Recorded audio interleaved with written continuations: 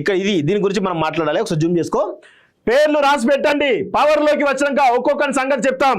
కేటీఆర్ దమ్ముంటే నా పేరు రాసుకో, దాసరి శ్రీనివాస్, కాలోజీ టీవీ. సిగ్గు శరం లాంటి ఏమీ లేదు. పేర్లు రాసి పెట్టండి, పవర్లోకి వచ్చినాక సంగతి చెప్తావట. ఎవరికి రిటైర్ అయ్యి వేరే దేశానికి పోయినా రప్పించి అన్ని లెక్కలు సెటిల్ చేస్తాడు కేటీఆర్. మాట్లాడుతావు, ఏం చేస్తావే నాకు అర్థం కాదు. నువ్వు మాట్లాడుతూ ఉంటే నవ్వొస్తూ ఉంది, నువ్వు మాట్లాడుతూ ఉంటే నవ్వొస్తూ ఉంది. ఒక డైలాగ్ ఉంటుంది సినిమాలో, ఇట్లా బాగా కొంతమంది డైలాగ్ కొడుతూ ఉంటారు, పక్క పోయి ఆడుకో అంటారు, చూసినా అట్లా నీ పరిస్థితి. ఆకులో చారులో కరివేపాకు లాంటి నువ్వు, చారులో కరివేపాకు లాంటి నువ్వు తీసి పక్కన పెడతారు. అట్లాంటి పరిస్థితి ఇది. ఎందుకు ఇలాంటి జోకులు చేస్తావు? ఈ మాస్ వార్నింగ్లు అనుకుంటే మాట్లాడుతాను. నీతో ఏం కాదు. నువ్వు మాస్ వార్నింగ్లు ఇచ్చినా మాలాంటి వాళ్ళకి నవ్వు వస్తుంది. నువ్వు అట్లా జోకర్ కానీ తయారైనావు. తెలంగాణలో నెంబర్ 1 జోకర్ కానీ ఎవరైనా ఉన్నారా అంటే అది కేటీఆర్ మాత్రమే. ఏమంటారు ఇక్కడ, నేను కేసీఆర్ అంతా మంచోడిని కాదట. నువ్వు కేసీఆర్ అంతా మంచోడి కావు, కానీ కేసీఆర్ కంటే మించిన జోకర్వి నువ్వు. కేసీఆర్ కంటే మించిన పిట్టల దొరవి నువ్వు.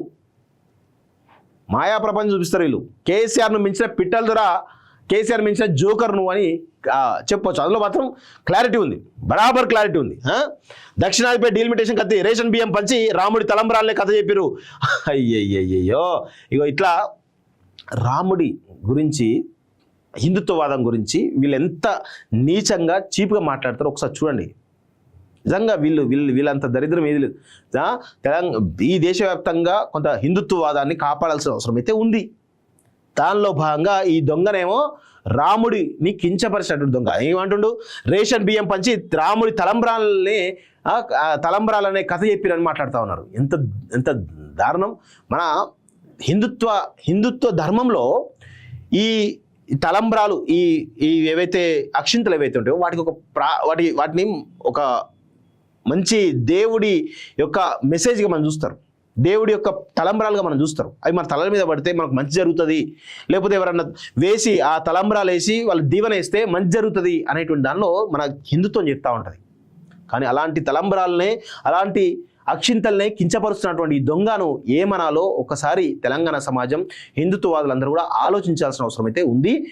ఈడు పోలీసులని, మాలాంటోళ్ళని పేర్లు రాసి పెట్టండి, వచ్చాక సంగతి చెప్తాం, మీరు వచ్చేది లేదు పీకేది లేదురా నాయన. రాసి పెట్టుకో, నా పేరు రాసి పెట్టుకో, దాసరి శ్రీనివాస్, కాలోజీ టీవీ చైర్మన్గా నా పేరు రాసి పెట్టుకో. మీ ఓటమిలో అసెంబ్లీ ఎన్నికల్లో కానీ పార్లమెంట్లో కానీ మీ ఓటమిలో ప్రధానంగా మేము కూడా ఉన్నాం. మా పేరు రాసి పెట్టుకో. ఇప్పుడు కూడా మీ యొక్క భరత మిమ్మల్ని తెలంగాణ తన్ని తరిమేదాకా మాలాంటి వాళ్ళం ఉంటాం, పోరాడుతూనే ఉంటాం. సో రాసి పెట్టుకో, మా పేరు రాసి పెట్టుకో దమ్ముంటే అని సవాల్ విసురుతా ఉన్నాం. నీ ఊకదుంపుడు ప్రసంగాలకి, నీ పిట్టల ధర ముచ్చట్లకి, మాయ ముచ్చట్లకి భయపడే టోళ్ళం కాదు. గుర్తుపెట్టుకో కేటీఆర్, బరాబర్ నీలాంటోళ్ళను తన్ని తరిమేదాకా తెలంగాణలో మా యొక్క పోరాటం కొనసాగుతూనే ఉంటుంది అనేటువంటి విషయంలో గుర్తుపెట్టుకోవాలి.